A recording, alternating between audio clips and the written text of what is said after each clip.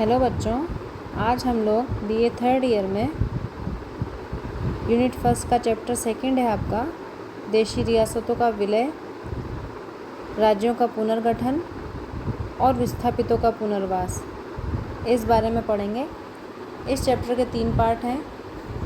देशी रियासतों का विलय पहला है, इसका राज्यों का पुनर्गठन उसके बाद, और तीसरा है विस्थापितों का पुनर्वास। तो हम इसको एक एक करके पढ़ेंगे। सबसे पहले हम पढ़ेंगे देशी रियासतों के विलय के बारे में। इसमें 3 चीज़ें पूछ सकते हैं। देशी रियासतों के विलय के कारण बताइए, देशी रियासतों के विलय की प्रक्रिया किस तरह से, मतलब देशी रियासतों का विलय हुआ, और तीसरा देशी रियासतों के विलय के क्या परिणाम रहे। ये चीज़ें आपसे पूछी जा सकती हैं, तो इनको ध्यान में रखते हुए हम अपना शुरू करेंगे चैप्टर। तो बच्चों, सबसे पहले आपके दिमाग में ये आएगा कि देशी रियासतें आखिर क्या थी। अंग्रेज़ों ने जब भारत में शासन किया तो उसी दौरान अंग्रेज़ों ने अपने स्वार्थों की पूर्ति के लिए और भारत की एकता को विखंडित करने के लिए लगभग संपूर्ण भारत में कई क्षेत्रों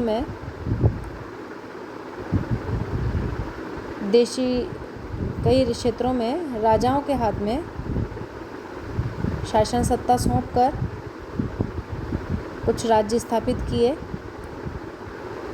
जिनकी अपनी अलग प्रशासनिक और राजनीतिक व्यवस्था थी। और यहाँ पर ब्रिटिश भारत के कानून, प्रशासनिक व्यवस्थाएं, सुधार कुछ भी लागू नहीं होता था।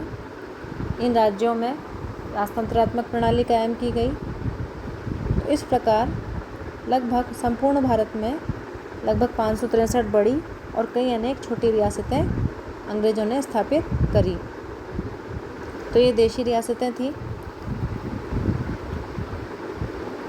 भारतीयों ने अंग्रेज़ों से दीर्घकालीन संघर्ष के बाद 1947 में स्वतंत्रता प्राप्त कर ली थी, लेकिन इसके बाद भी राष्ट्रीय एकता की स्थापना में और प्रादेशिक अखंडता की स्थापना में बहुत कई चुनौतियां भारत के सामने थी, जिसमें सबसे प्रमुख चुनौती थी देशी रियासतों का विलय।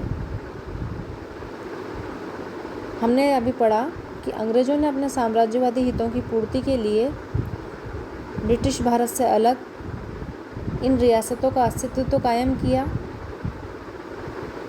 ये रियासतें पूर्णतः अंग्रेज़ों के प्रति वफादार थी।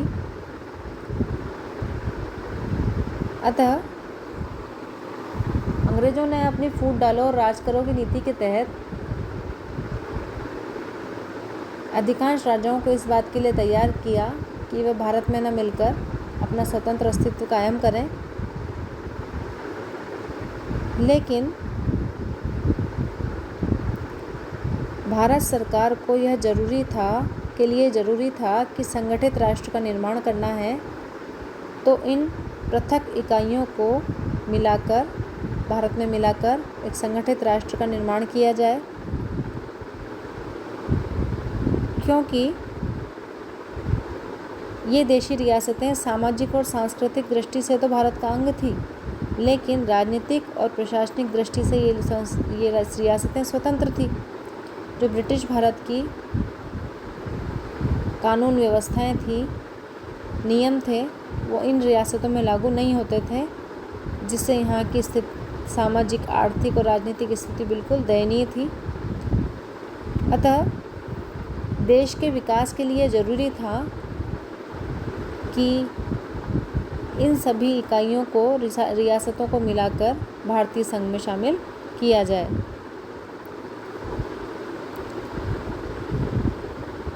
15 अगस्त 1947 को जब भारत को आज़ादी प्राप्त हुई, तो उसके साथ ही ये रियासतें भी स्वतंत्र हो गई। और अब यह ज़रूरी था कि इन रियासतों का विलय भारत में किया जाए, क्योंकि इनका पृथक अस्तित्व देश की एकता और अखंडता के लिए ठीक नहीं था। अतः अब सरकार ने इस हेतु प्रयास किए, जिससे अधिकांश रियासतों ने भारत में विलय के प्रस्ताव को स्वीकार कर लिया और कुछ ने बाद में भारत सरकार के प्रयासों के बाद, दबावपूर्ण नीतियों के बाद भारत में विलय के प्रस्ताव को स्वीकार कर लिया। तो अब हम इसमें पढ़ेंगे कि रियासतों के विलय के क्या कारण थे, आखिर ऐसी क्या परिस्थितियां थीं जिसके कारण इन रियासतों का विलय किया गया। पहला कारण है प्रादेशिक अखंडता में बाधक। हमने पढ़ा कि देशी रियासतें लगभग संपूर्ण भारत में फैली हुई थी। इनका राजनीतिक और प्रशासनिक दृष्टि से पृथक होना भारत की प्रादेशिक अखंडता के हित में नहीं था। अंग्रेजों ने अपने हितों की पूर्ति के लिए इनका अस्तित्व कायम किया था। भारत ने एक लंबे संघर्ष के बाद अपनी आज़ादी प्राप्त की थी। अतः राष्ट्रवादियों का उद्देश्य था कि भारत में भौगोलिक एकता स्थापित की जाए, और यह तभी संभव था जब देशी रियासतों के अस्तित्व को समाप्त करके स्वतंत्र भारत के संपूर्ण प्रदेशों पर एक सर्वोच्च लोकतांत्रिक शासन व्यवस्था की स्थापना हो। अतः इसलिए इन रियासतों का विलय किया गया। दूसरा पॉइंट है रियासती शासकों की संदिग्ध राष्ट्रीयता।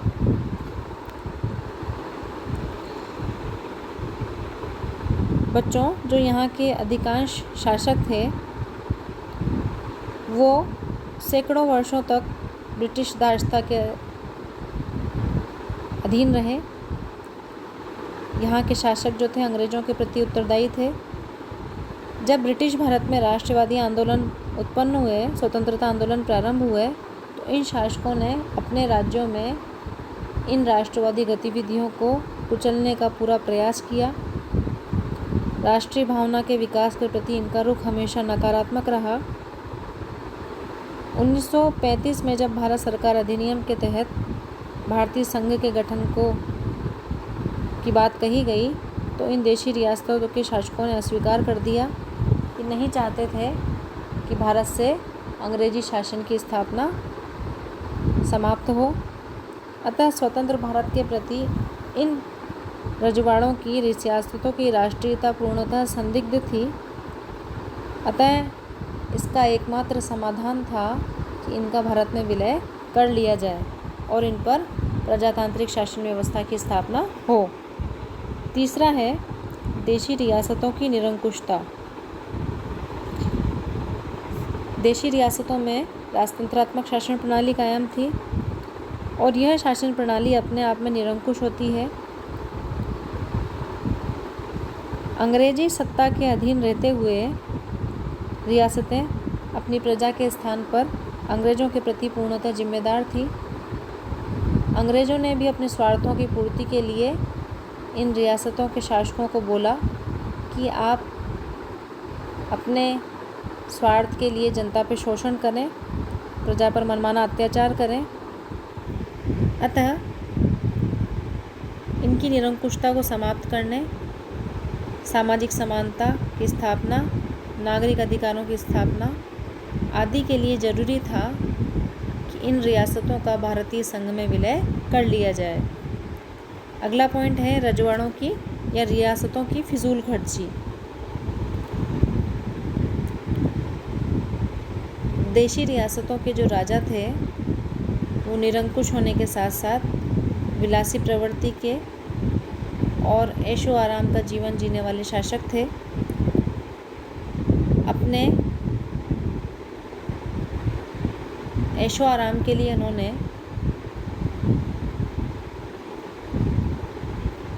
नई तरह की भू राजस्व व्यवस्था यहाँ लागू की, जिसमें भू राजस्व की दरें 5 से 10 गुना थी।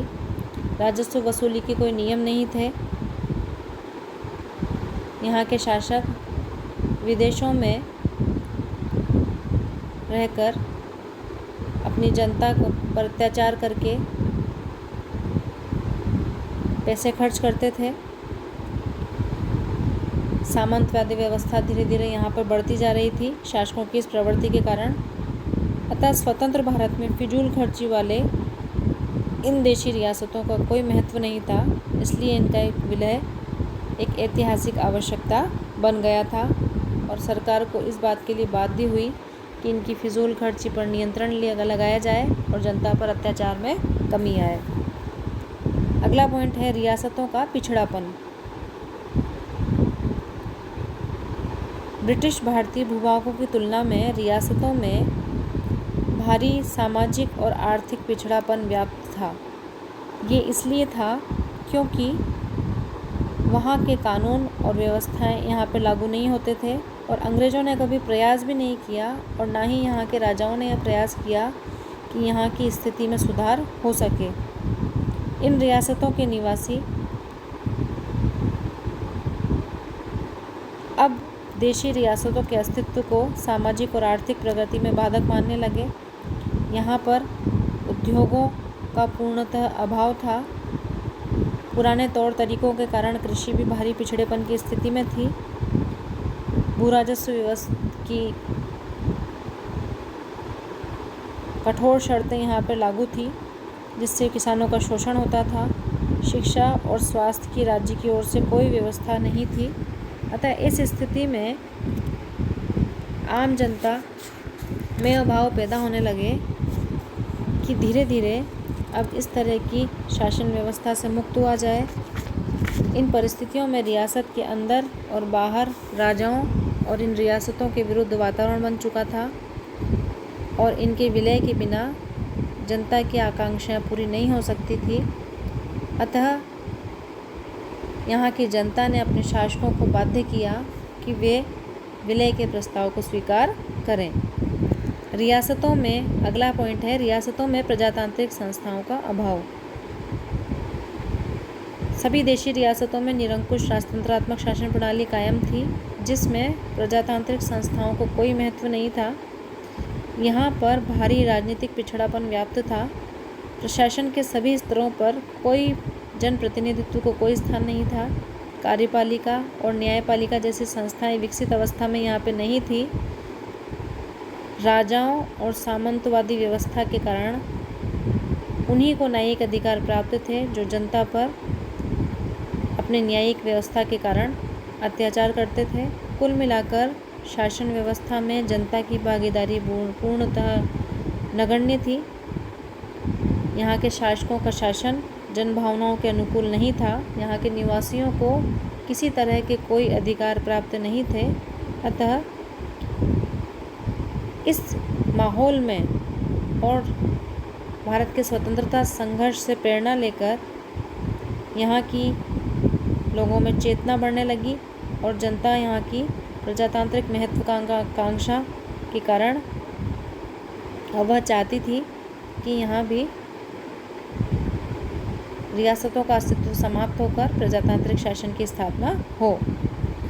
रियासतों में अगला पॉइंट है रियासतों में जन आंदोलन। हमने देखा शुरू से इस स्थिति को देखा कि यहाँ की शासकों की उदासीनता, अंग्रेज़ों की कूटनीति के कारण यहाँ की जनता को किसी प्रकार के राजनीतिक और नागरिक अधिकार प्राप्त नहीं थे। प्रजातांत्रिक शासन नहीं था यहाँ पे। अतः यहाँ की जनता में इस बात को लेकर आक्रोश था। अतः यहाँ भी किसान और आदिवासी विद्रोह के साथ में जन आंदोलन की शुरुआत हुई। 1922 में जब असहयोग आंदोलन प्रारंभ हुआ, उसी के बाद अखिल भारतीय 1927 में जब अखिल भारतीय प्रजा परिषद की स्थापना हुई, तो इसके नेतृत्व में देशी रियासतों और ब्रिटिश भारत के आंदोलनों के मध्य इस संस्था ने एकता स्थापित करने का महत्वपूर्ण कार्य किया। इसके बाद देशी रियासतों के जनसंघर्ष सविनय अवज्ञा आंदोलन के दौरान और तीव्र होकर कांग्रेस आंदोलन का हिस्सा बन गए। इस तरह इसके बाद धीरे धीरे यहाँ पर जन आंदोलन सक्रिय होने लगे। 1938 में रियासतों के जन आंदोलन का एक नया दौर प्रारंभ हुआ। इस वर्ष कांग्रेस ने देशी रियासतों के जन आंदोलन को अपने जन आंदोलन का हिस्सा बना लिया और 1938 के हरिपुरा अधिवेशन में कांग्रेस ने यह स्पष्ट किया कि कांग्रेस की राय में देशी रियासतों में वही राजनीतिक, सामाजिक और आर्थिक स्वाधीनता होनी चाहिए जो भारत में होगी।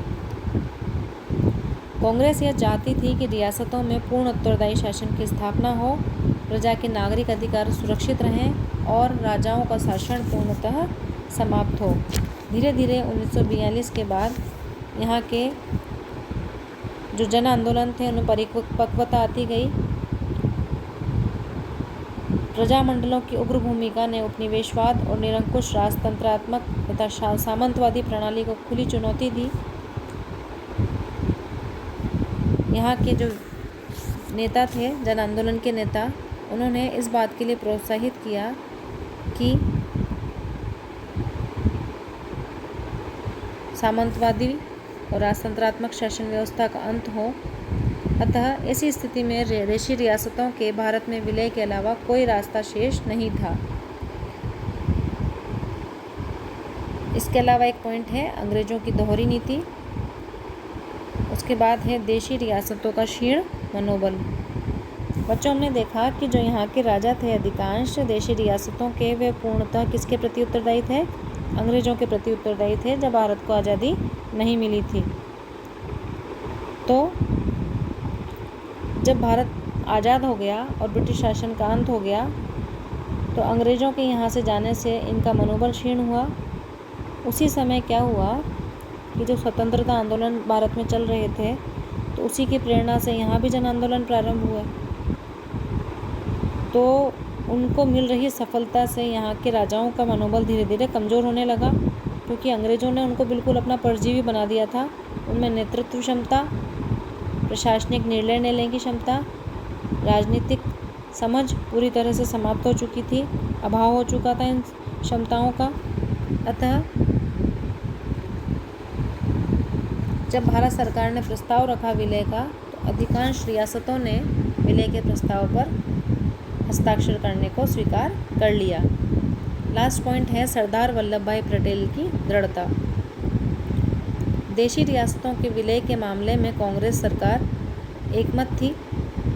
26 जून 1947 को सरदार पटेल ने गृह मंत्रालय के साथ साथ नवगठित रियासत विभाग का अतिरिक्त कार्यभार भी संभाला और उनका सचिव वीपी मेनन को बनाया गया। सरदार पटेल भारत की एकता और अखंडता के लिए रियासतों के विलय के प्रति पूर्ण दृढ़ प्रतिज्ञ थे और उन्होंने प्रयास किया कि बिना कोई समय गंवाए रियासतों को शीघ्रता से भारत में विलय कर लिया जाए, ताकि जिससे देश की एकता में राजनीतिक बाधाएं उत्पन्न न हो। तुरंत प्रभाव से इन रियासतों के समक्ष विलय का प्रस्ताव रखा गया।